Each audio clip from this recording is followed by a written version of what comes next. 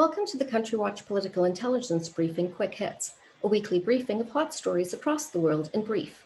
I'm Denise Youngblood Coleman, and I'm the Editor-in-Chief and Senior International Affairs Analyst at Country Watch.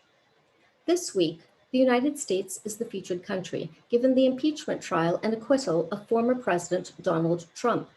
A month ago, the United States House of Representatives voted to impeach then President Donald Trump for high crimes and misdemeanors related to his role in inciting insurrection against the United States government. At issue, the invasion and the siege of the United States Capitol by supporters of then President Trump during the confirmation of President-elect Joe Biden's 2020 election victory. The article of impeachment was sent to the Senate and the trial commenced on February 9, 2021. Democratic impeachment managers made the case that Trump laid the groundwork for the January 6, 2021 attack on the Capitol months before by undermining the legitimacy of any election that would not produce him as the winner. Then, once Joe Biden had won the November 2020 election, Trump spent weeks falsely claiming that the election was stolen from him. In this way, Democratic impeachment managers advanced the theory that Trump cultivated the rage of his extremist supporters, inciting them to march to the Capitol on January 6 with the expressed intent to prevent the vote in Congress that formalized President Biden's victory. Using heretofore unseen footage from the day of the Capitol siege, the Democratic impeachment managers painted a powerful picture of the peril that plagued every politician and staffer on Capitol Hill on January 6th. They emphasized how close the saga came to ending in a tragic bloodbath, including the potential assassination of Vice President Mike Pence and House Speaker Nancy Pelosi. Defense attorneys for Trump argued that the president was merely exercising his free speech rights in his address to supporters prior to the storming of the Capitol and not actual incitement. They played a 13-minute video, which was a montage of Democrats using the lexicon of the word fight in their speeches and arguing that fiery political rhetoric was normal and has occurred on both political sides of the aisle. Indeed, they argued that given this record, the Democrats' accusation of Trump being the inciter-in-chief was hypocritical. Acquittal was a foregone conclusion since Republicans in the Senate were not inclined to break ranks with Trump. To the surprise of no one, Trump was indeed acquitted. What was surprising was the final vote tally. A decisive bipartisan majority voted to convict Trump. Indeed, the final tally was 57 to 43.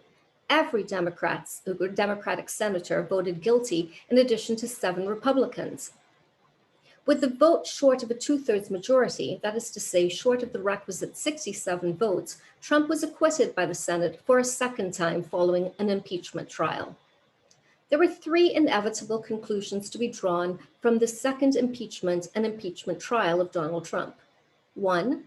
The current state of the modern Republican Party was best exemplified by the fact that the Senate Minority Leader, Mitch McConnell, expressly stated that he believed that Trump was, and I quote, practically and morally responsible for provoking the events of the day, and yet Mitch McConnell still ultimately voted against conviction. 2. The Republican Party in 2021 remained the party of Donald Trump. Although gone from power, Trump's imprint remained strong and enduring on the modern Republican Party. 3. Donald Trump would enter the history books with the ignominious distinction of being the only president in United States history to ever be impeached twice. Now let's move on to other news from around the world. A confidential United Nations report by experts monitoring sanctions on North Korea concluded that North Korean hackers stole more than $300 million in cryptocurrency through cyber attacks to fund its nuclear and ballistic missiles program. For its part, Pyongyang has denied the accusations, claiming that it had nothing to do with cyber attacks. In Burma, also known as Myanmar, in the aftermath of the coup d'etat that deposed the elected leadership of that country, hundreds of thousands of people took to the streets in national rallies to demand that the military junta release elected leaders, including Aung San Suu Kyi and President Win Myint.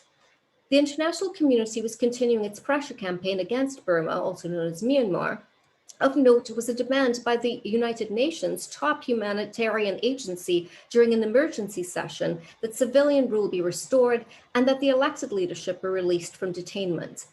Meanwhile, there was also unilateral action by the United States, which announced sanctions against the military junta's top generals, with further action to come. A recent report from the BBC detailed systematic rape and sexual abuse of Uyghur detainees inside China's re-education camps at the hands of guards. Uyghurs are a mostly Muslim Turkic minority group. There are approximately 11 million of them in Xinjiang, an autonomous territory in northwestern China. The Chinese Foreign Ministry pushed back against the BBC report, claiming that the BBC was wholly without factual basis. China has long denied claims of abuse at these facilities and has claimed that the purpose of these facilities is to eliminate Islamist extremism and separatism. The former Trump administration in the United States imposed sanctions on multiple Chinese officials for human rights abuses, predominantly committed against Uyghurs. I want to cover some key foreign policy developments as well. First, in regard to Iran, United States President Joe Biden has signaled a cautious approach to Iran, saying that he would not lift sanctions, economic sanctions against Iran until it complied with the terms of the 2015 Iran nuclear deal, also known as the Joint Comprehensive Plan of Action, or the JCPOA. There appeared to be an impasse in the offing as Iran's supreme leader, Ayatollah Ali Khamenei, said that Tehran would only return to the JCPOA compliance if the United States lifted all economic sanctions. Since the Trump administration's withdrawal of the United States from the JCPOA in 2018, the agreement has been destabilized. In retaliation to Trump's action, Iran violated the agreed upon limit on uranium enrichment, resuming enrichment of uranium to 20%. While 20% is a far cry from the 90% purity required for weapons-grade uranium, the move was nonetheless a provocative one. In a major foreign policy speech, President Joe Biden announced an end to United States support for offensive operations in Yemen, a country that has seen manifold devastation as a result of a 6-year-long war that has left 110,000 people dead and the rest of the country in a humanitarian crisis. Announcing the shift in policy and the associated cessation of assistance to Saudi Arabia and the United Arab Emirates, which have been carrying out a war against the Houthi rebels in Yemen, President Biden declared the war in Yemen must end. Of particular significance would be the United States' decision to stop the sale of precision-guided munitions to Saudi Arabia and the UAE. Burma, also known as Myanmar, will continue to factor highly on the world scene going forward. There's an election in Israel that could decide the fate of Benjamin Netanyahu politically. There's also a developing political crisis unfolding in Haiti with mass unrest, and I'd like to spend some time covering the recent conviction of the commander of the Lord's Resistance Army in Uganda by the International Criminal Court. Then there's the global pandemic. So look out for those stories next week. For more information about these and other stories, read my political intelligence briefing and my coronavirus report, both of which are accessible from the front page of the Country Watch website at www.countrywatch.com.